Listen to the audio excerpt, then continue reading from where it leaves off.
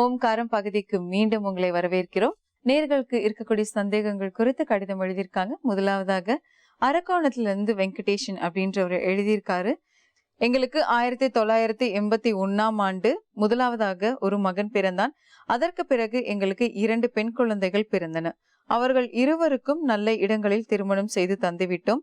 எங்களுடைய மகனுக்கு மட்டும் எவ்வளவு முயற்சி செய்தாலும் எண்ணற்ற பரிகாரங்கள் செய்தாலும் இன்னும் திருமணம் கைகூடி வரவில்லை. தற்சமயம் சென்னையில் தனியார் நிறுவனத்தில் பணிபுரிகின்றான்.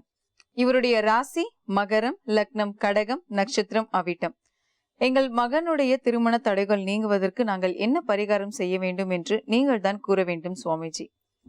இவங்க மகனுக்கு திருமண தடைகள் இருக்குன்னு சொல்றாங்க சுவாமிஜி. இந்த திருமண தடை நீங்கிறதுக்கு என்ன பரிகாரம் செய்யலாம்னு சொல்லுங்க. சப்தரிஷி வாக்கியப்படி திருமண விஷயங்கள் எப்படி இருக்கும், தடைகள் விலக என்ன பரிகாரம் பண்ணலான்றதை பார்க்கலாம்.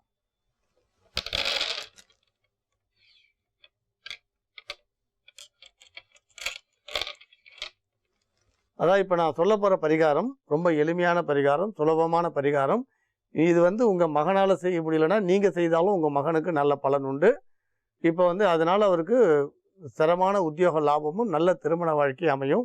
நீங்கள் இருக்கிற இடத்துலேருந்து மிக அருகாமையில் சில கிலோமீட்டர் தூரத்தில் திருவேலங்காடு அப்படின்ற சிவக்ஷேத்திரம் உண்டு.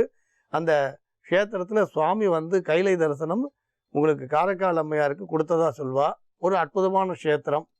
காரைக்கால் அம்மையாரோட சரித்திரம் உங்களுக்கு தெரியும். பூத சரீரம் எடுத்து போன அந்த கதையெல்லாம் தெரியும். காரைக்கால் அம்மையாருக்கு மோட்சம் கொடுத்த இடம். அந்த இடத்துல மாந்தின்னு, அதாவது சனிபுத்திரன் மாந்திக்கு தனி சன்னதி உண்டு. ஒரு சனிக்கிழமை அன்னைக்கு போய் உங்கள் மகன் பேர் நட்சத்திரங்கள்லாம் சொல்லி அங்கே சனி பகவானுக்கு அர்ச்சனை பண்ணி, அந்த சனிபுத்திரன் மாந்திக்கு அர்ச்சனை வழிபாடெல்லாம் பண்ணி, சனி பகவானை பிரார்த்தனை பண்ணி, சனிபுத்திரன் மாந்தியை பிரார்த்தனை பண்ணி, அங்கே ஈஸ்வரனை தரிசனம் பண்ணி தோஷங்கள்லாம் நிவர்த்தி ஆகணும்னு பிரார்த்தனை பண்ணுங்கள். உங்களோட பிரார்த்தனைக்கு ஒரு அற்புதமான பலன் இருக்கும்.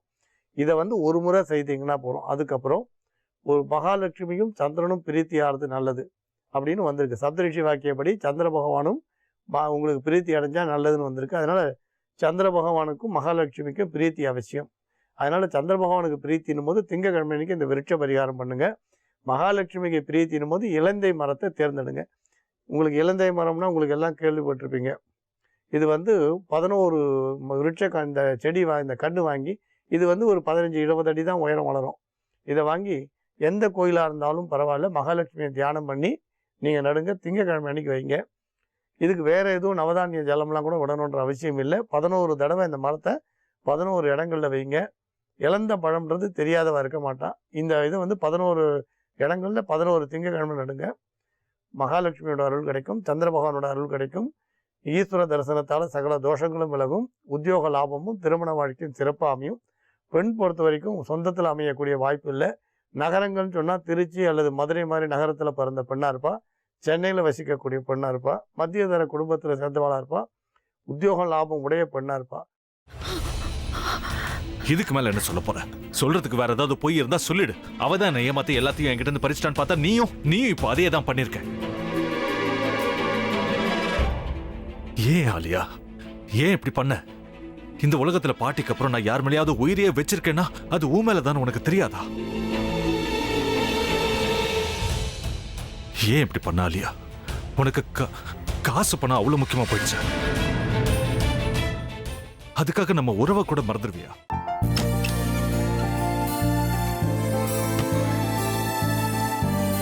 சக்தி சக்தி, ஒரு நிமிஷம்.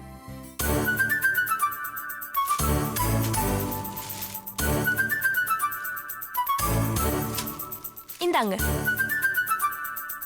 என்ன இது? உங்களுக்கு பிடிச்ச பிராண்ட் செப்பல். இது என்ன நான் தலையில வச்சுட்டு தூங்கணுமா? சரி, அதை விடுங்க. இங்க பாத்தீங்களா, டைம் பீஸ். இதோட அலாரம்க்கு தான் நீங்க டெய்லி எந்திரிக்கணும். அதெல்லாம் என் மொபைல்ல இருக்கு.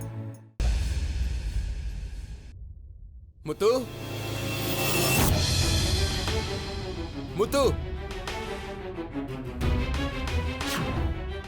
என்னடி இவன் முத்துன்னு ஒருத்திய உருவாக்கி விட்டான். செல்வியை மறப்பான்னு பார்த்தா எப்ப பார்த்தாலும் முத்து முத்துன்னு கூப்பிட்டு இருக்கான். முத்துவ கூப்பிட மட்டுமா செய்யறான், முத்துவ வச்சு என்னென்னமோ செய்யறான். நாம தான் இளிச்சவாய் மாதிரி வேடிக்கை பார்த்துட்டு இருக்கோம். என்ன முறைச்சு என்ன பிரயோஜனமாயா? உனக்கு வேற குரல் போயிடுச்சு. அடுத்து அவ செல்விய கூப்பிட்டானா என்ன பண்ண போற? உன்னுடைய விருப்பப்படியே நீ ராமநாத வீட்டு மருமகளா வாழ போற. கண்டிப்பா என்னுடைய ஸ்தானத்திலேருந்து அவன் உன்னை நல்லா பார்த்துக்குவான் அம்மா. டேய், அவரை பத்தி தான் உனக்கு தெரியும்ல. அவர் எந்த முடிவு எடுத்தாலும் அதான் ஃபைனல். நம்ம அப்பா வேணுமா வேணாமாங்கிறத நீயே முடிவு பண்ணிக்கோ. வாடா.